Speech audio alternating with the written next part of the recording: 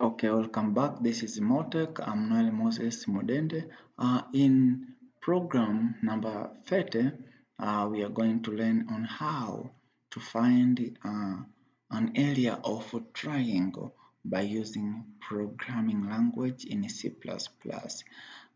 Figure number 55 shows how the source code or how the program should be written on compiler, and the figure number 56 shows how the output should be looked from the console.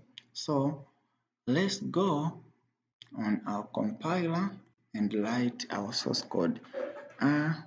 Control N for creating new file in Dev C++, include #include iostream using namespace std, then int main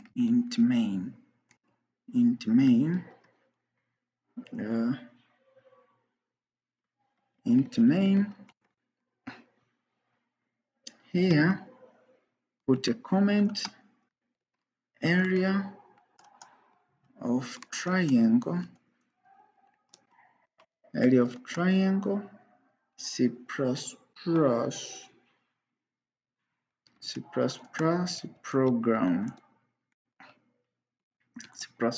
program.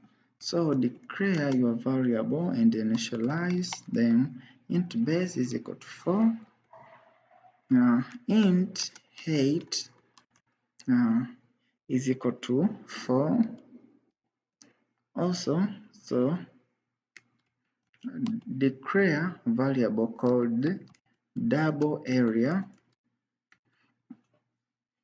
Yeah, that way. Area is equal to base times height times 8 times in the bracket 0.5.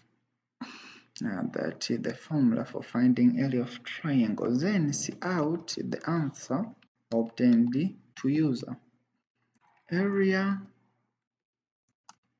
of a triangle